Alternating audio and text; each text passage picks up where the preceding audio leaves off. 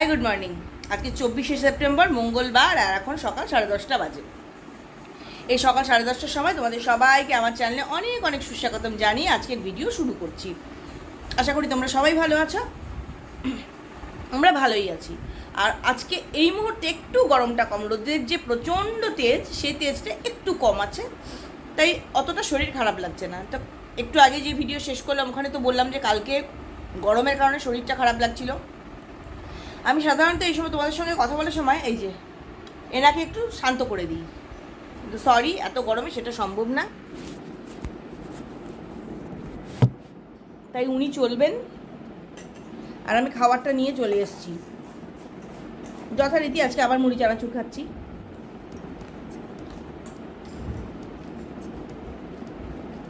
আমি তো বারবার বলি আমার ইন্ডাকশনটা একটু গন্ডগোল আছে, বন্ধ হয়ে যায়। ইন্ডাকশানে আমি মিক্স ডাল সেদ্ধ হতে বসিয়েছি, বর চালিয়েছে পাম্প, শুনতেই পাইনি যে ইন্ডাকশান বন্ধ হয়ে গেছে। এবার যতক্ষণে ডাল সেদ্ধ হয়েছে ততক্ষণে ওর অফিস যাওয়ার সময় হয়ে গেছে। ও বেশ একটু রেগেই গেল দেরি হয়েছে বলে। তারপর বললো যে দিতে হবে না, আর তরকা বানাতে হবে না, তরকার ডাল সেদ্ধটা রেখে দাও, কাল খাবো, তুমি আমাকে দিয়ে দাও, ব্রেড আমলেট করে দাও। ওকে ব্রেড আমলেট করে দিয়ে দিলাম। পেঁয়াজ দিয়ে কোনোদিন আমি খাই না মুড়ি চানাচুর, তো সেখানে আধখানা পেঁয়াজ পড়েছিল, সেই আধখানা পেঁয়াজকে কেটে এর মধ্যে দিলাম।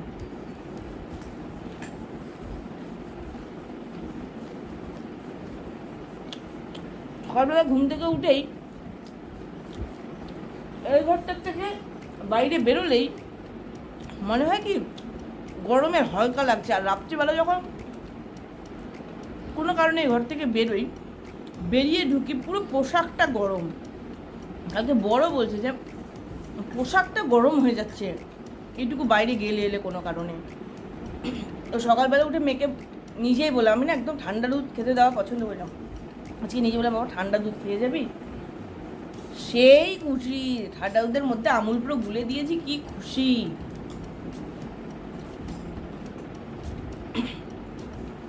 পরীক্ষা চলছে আজকে, ইংলিশ 1 পরীক্ষা দেবে, ক্লাস করবে, বিকেলবেলা বাড়ি আসবে।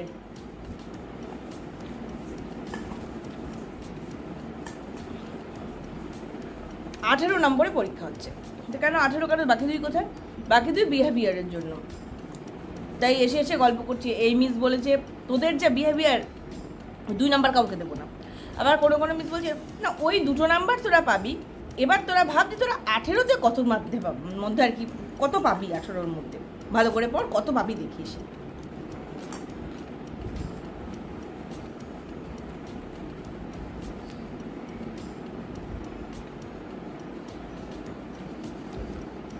একটা সময় ছিল মা আর আমি এরকম প্রচণ্ড গল্প করতাম, আর এখন হচ্ছে সেটা আমার মেয়ের সঙ্গে।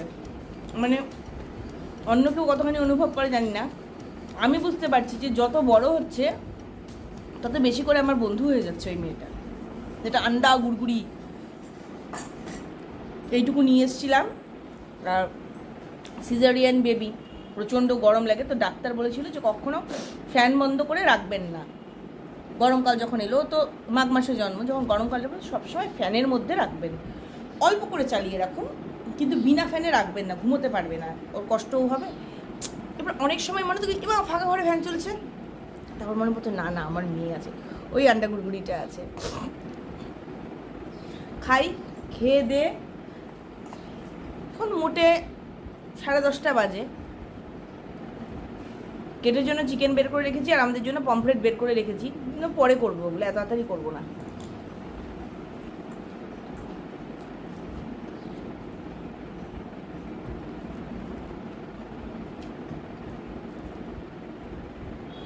গত বছর আর তার আগের বছর কলকাতায় গেছি, তখন ছুরি কিনেছি ফল কাটার জন্য। 2 বছরই হয়েছে, ছুরি নিতে ভুলে গেছি। এবার বাড়ি থেকে ছুরি নিয়ে গেছি, সুতরাং ছুরি কিনিনি। ওখানে না 10 টাকা করে এত ভালো ছুরি পাওয়া যায়। আর এখানে থেকে কিনলে বেশি দাম দিয়ে কিনি, কিন্তু চলেও না। কি সুন্দর 2 বছর চললো।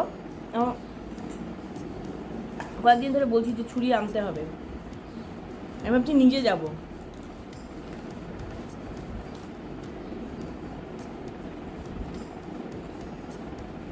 ছোটো ছোটো কম দামের ছুরি কিনতেই ভালো লাগে। বড় এত বড় একটা কিনেছি কত দাম দিয়ে, সেটা পরে থেকে থেকে মরচে লেগে গেল, সব কাজে ব্যবহার করা যায় না। না, এবার তোমাদের সাথে বকবক বন্ধ করে একটু এটাকে রঙিন করে তোলা শুরু করি। একটাও শেষ হয়নি, বাবারে বাবা। দাদা যবেই বলছে কবে দেবে, সামনে মঙ্গলবারে দেবো, হলো না মঙ্গলবার, কবে দেবে, সামনে শুক্রবারে দেবো। এখন দাদাকে আজকে গিয়ে বলবো, কবে দেবো জানি না, যদি শেষ করতে পারি কোনো দিনও দেবো। এটার জন্য আমার বাকি সেলাই পিছিয়ে যাচ্ছে। মনে হচ্ছে এটাকে শুরু করা জিনিসটা ফেলে রেখে অন্যটা করবো, থাক এটাকেই করি। চলো এখন এটা করি, পরে আবার কথা বলছি। রোদটা চলে গেছে কিন্তু গরম একটুও কমেনি, প্রচণ্ড গরম লাগছে আর কষ্ট হচ্ছে। এখন হিয়াকে স্কুল থেকে নিয়ে এসে মাছটা তান্দুর ফ্রাই করলাম পমফ্রেট আগের দিনের মতো, আর আমি দুজনের জন্য রুটি ভাজলাম। হিয়া স্নান টান করে খেতে বসে গেছে। আর এই আলু ভাজা আছে, আলু ভাজাটা ভেজে রেখেছিলাম আগেই, নে। আর নিচে এই যে আমার একটু ওলের তরকারি আছে গতকালের, এই দিয়ে খাবো। হিয়া রুটি খাচ্ছে জন্য আমিও রুটি খাওয়া শুরু করেছি, কি আর করব। কি একার জন্য কি ভাত বানানো সম্ভব? আর আমি যতটুকু ভাত খাই। আর ও এত দেরি আজকে হতো না, উপরে অনেক নিউজ পেপার ভাঙাচোরা ওগুলো জমেছিল। বর কালকেই ভয় দেখিয়েছে, যদি কালকে না আজ সকালে যদি বিক্রি করে না দাও তাহলে আমি লোক ডেকে ফেলে দেবো। ওই জন্য বাবা আজকে ভাঙাচোরা আলা ডেকে ওগুলো বিক্রি করেছি। প্রায় আমার 1 ঘন্টা সময় লেগেছে, কারণ নামিয়ে নামিয়ে দিচ্ছি, ওজন করছে, বসে থাকতে হচ্ছে। 9 কিলো নিউজ পেপার, 14 কিলো বই খাতা, মানে ওই যে খাতা, বই তো নেই, খাতা, ম্যাগাজিন ট্যাগাজিন ওগুলো, আর আনুষঙ্গিক। আমার না দেখেই মনে হচ্ছিল ঠকাচ্ছে। নিচে সুজিত বেরিয়ে দেখে বললো যে এখানে নিউজ পেপার মোটেও 9 কিলো না, 9 কিলোর অনেক বেশি। কিন্তু কী করবো, যা দেবে তাই যাকে। এরকম করে 410 টাকার বিক্রি করেছি সব কিছু। বললাম না, অল্প পয়সা হলেই আমার যতটুকু পাই আমি তাতেই খুব সন্তুষ্ট থাকি। কালকে 130 টাকার ফ্যান, আর আজকে 410 টাকার ভাঙাচোরা নিউজ পেপার, আমার হয়ে গেল 540 টাকা। ওইগুলো করে দেরি হয়েছে না আজকে, না হলে আজকে সময় মতোই হয়ে যেত। এখন খাবারটা খেয়ে নিই, পরে কথা বলছি। কেটে উঠে ভাত বসিয়ে দিলাম কেটের জন্য। কেটের ভাত ফুরিয়ে গেছে, প্রত্যেক দিন এরকম বানাতে ভুলে যাই, তারপর রাত্রিবেলা রুটি দিতে হয়। এখন মনে আছে, সময় আছে, তাই কেটের জন্য ভাত বসিয়ে দিলাম। আর খেয়ে উঠে একটু মিষ্টি খেতে ইচ্ছে করছে। কালকে হাফ লাড্ডু খেয়ে রেখেছি, মানে কম, যতখানি কম মিষ্টি খাওয়া যায় হাফ খেয়ে রেখেছিলাম, এখন বাকি হাফটা খাচ্ছি।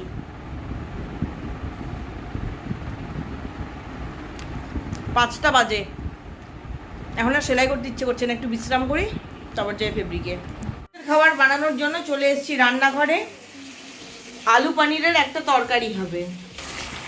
আলু সেদ্ধ করে একদম নিরামিষ করে হিং জিরে ফোড়ন দিয়ে বানাচ্ছি, আর সব দিয়েছি বাটা মশলা।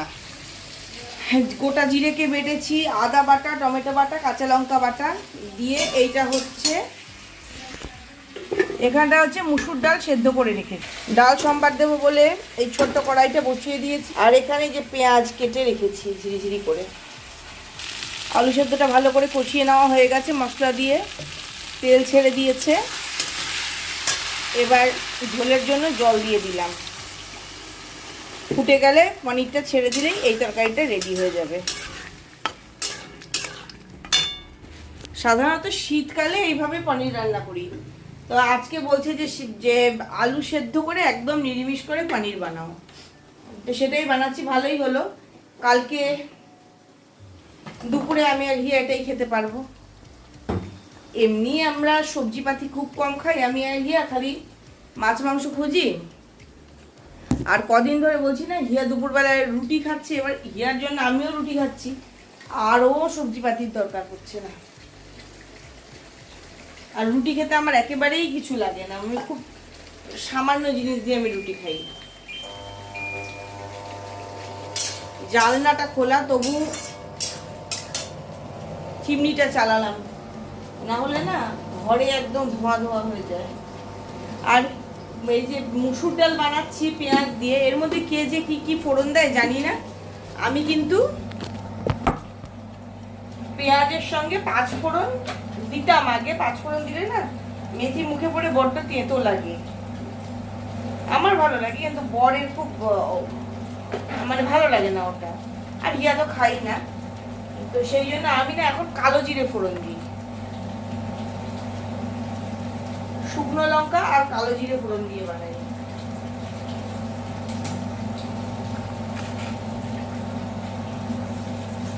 কালো জিরে ফোড়নের যে কোনো জিনিস আমার খেতে খুব ভালো লাগে।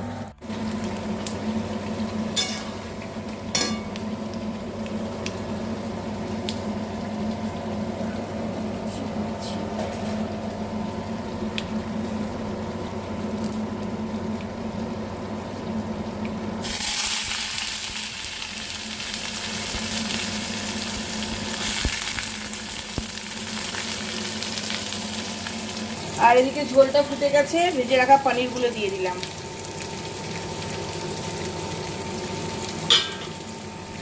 এবার একটু ফুটিয়ে নিই, হয়ে যাবে। ওদিকে ওর বাবার রাতের খাবার রেডি হচ্ছে, আর এই যে হিয়ার রাতের খাবার নিয়ে যাচ্ছি হিয়াকে দেওয়ার জন্য। না না, এইটুকু খেতে হবে, না না এর থেকে কমানো খাওয়া যাবে না।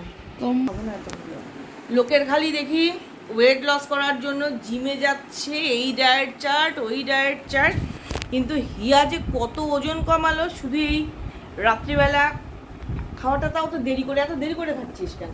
ইচ্ছা করছে না, তুমি জোর করে খাচ্ছ না, একদম খালি পেটে থাকা যাবে না। না, রাত্রিবেলায় মোটামুটি 8টা সাড়ে 8টার মধ্যে খেয়ে নেয়, আর খায় হচ্ছে হয় মুড়ি, নয় কর্নফ্লেক্স, নয় ব্রেড, এরকম একদম হালকা খাবার। আর সারাদিনে বহুবার খায় লেবু জল, কখনো গরম জল দিয়ে কখনো ঠান্ডা জল দিয়ে। এই করে করে ও কিন্তু ওর অনেক ওজন কমিয়ে ফেললো। রাতের খাওয়া দাওয়া সব কমপ্লিট হয়ে গেছে। আমি আমার জন্য এক কাপ কফি বানিয়ে নিয়ে চলে এসেছি। আর কদিন ধরে দেখাচ্ছিলাম এই কুশানের কভার কিছুতেই আর শেষ হচ্ছে না, অনেক কষ্টে একটাকে শেষ করতে পেরেছি। দেখাই কেমন হলো। যেই কথাটাই বলো, গুড় দিলে মিষ্টি হয়, খাটনি করলে সুন্দর হয়, সেটাই। এত খাটনি হলো, এখন দেখতে কি সুন্দর লাগছে, নিজের কাছেই দারুণ লাগছে। আজকে বিকেলবেলা গেছিলাম দাদার কাছে সুতো আনতে, আমাকে বলছে হয়েছে, আমি একটাও হয়নি। অত সহজে শেষ হবে? এত বাজে, এত সময় লাগছে। বলছে পরেরগুলো ধরো। আমি যে এগুলো শেষ হবে তারপর পরেরগুলো ধরবো। বলছে না না, অন্ততপক্ষে পরেরগুলো একটা করে দাও, অন্যদেরকে আরও যারা করে তাদেরকে আমারটা দেখাবে আর কি কেমন হয়েছে। একটা তো মাত্র একটা ক্ষোভ হয়েছে, এখন আর ওটা করবো না, এটাই যতক্ষণ জেগে থাকবো করবো। বেশি বাজে না, 11:30 মাত্র বাজে। আজকে তাড়াতাড়ি খাওয়া দাওয়া সব কমপ্লিট হয়ে গেল।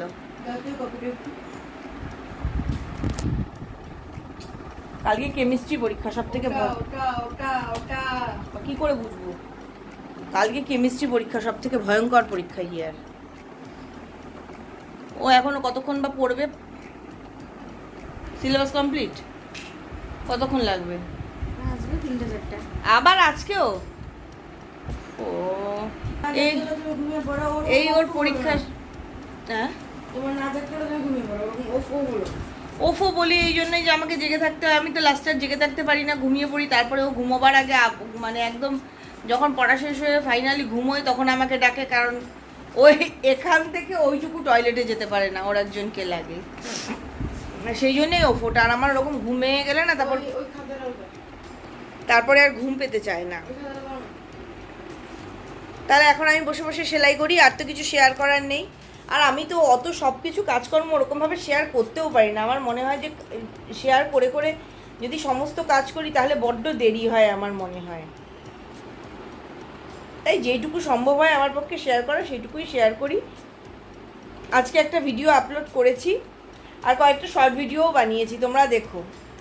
অনেক খুঁজে খুঁজে হাসির শর্ট বের করতে হয়েছে, কারণ বললাম না মাঝখানে হাসির শর্টস না দেখে দেখে আসছিলই না, অনেক খুঁজে খুঁজে তারপর কয়েকটা করেছি। তাহলে আজকের এই ভিডিওটা এখানেই শেষ করছি। যাওয়ার আগে যে কথাগুলো রোজ বলি আজও বলবো, সবসময় খুশি থাকতে হবে, সবসময় হাসতে হবে, আর সবসময় পজিটিভ থাকতে হবে আমার সঙ্গে, মানে সবার সঙ্গে। Bye, good night.